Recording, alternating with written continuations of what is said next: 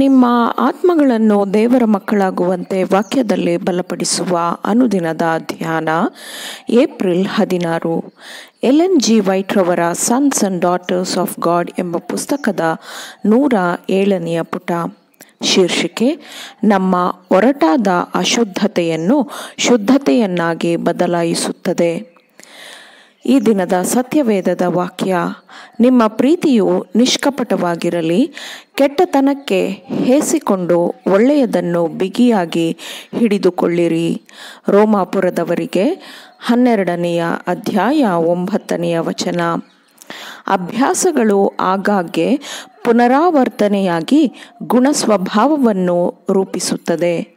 ಒಬ್ಬರಿಗೊಬ್ಬರು ಒರಟಾಗಿ ಅಸಹನೆಯಿಂದ ಮಾತನಾಡಲು ಅನುವು ಮಾಡಿಕೊಡುವ ಮಕ್ಕಳಲ್ಲಿ ಮತ್ತು ಮನೆಯಲ್ಲಿ ಒರಟಾಗಿ ಸೌಜನ್ಯವಿಲ್ಲದೆ ವಿನಯವಿಲ್ಲದೆ ಇರುವ ಮಕ್ಕಳ ಭವಿಷ್ಯದ ಜೀವನದಲ್ಲಿ ಅಂಟಿಕೊಳ್ಳುವ ಅಭ್ಯಾಸಗಳು ರೂಪಿತವಾಗುತ್ತದೆ ಮತ್ತು ಅದನ್ನು ಅಂದರೆ ಅಂತಹ ಅಭ್ಯಾಸಗಳನ್ನು ಜಯಿಸಲು ಅತ್ಯಂತ ಕಷ್ಟವಾಗುತ್ತದೆ. ಅಂತಹವರು ದೇವರಿಗೆ ಭಯಪಡುತ್ತಾರೆ ಎಂದು ತೋರಿಸುವುದಿಲ್ಲ.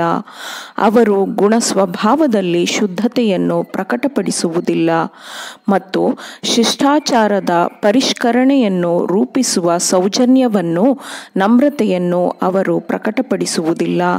ಇದೆಲ್ಲವೂ ಮನೆಯಲ್ಲಿ ಕೊಡುವ ತರಬೇತಿಯನ್ನು ಪ್ರತಿಫಲಿಸುತ್ತದೆ.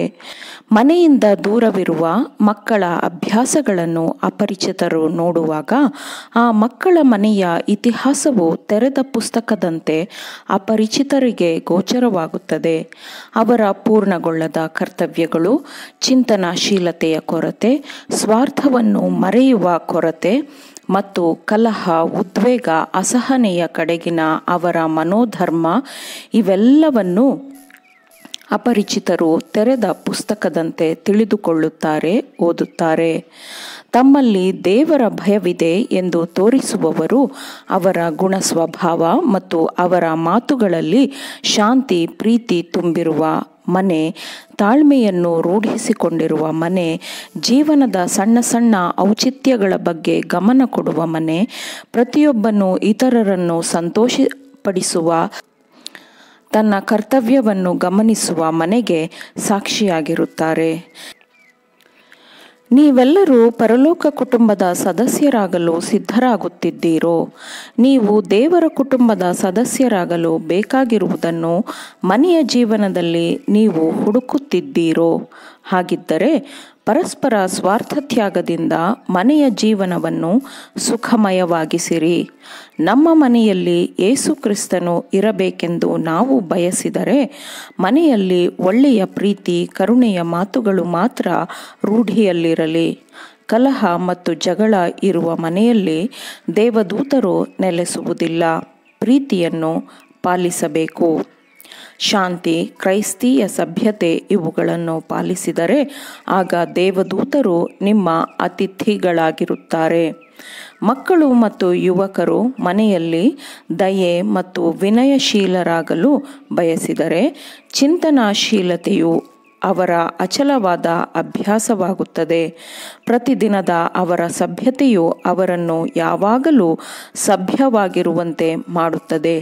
ಕುಟುಂಬದ ಪ್ರತಿಯೊಬ್ಬ ಸದಸ್ಯರಲ್ಲಿ ಸ್ವಾರ್ಥ ನಿರಾಕರಣೆ ಮತ್ತು ಚಿಂತನಾಶೀಲತೆಯನ್ನು ಅಭ್ಯಾಸ ಮಾಡುವ ಸ್ಥಳವೆಂದರೆ ಅದು ಮನೆಯಾಗಿದೆ.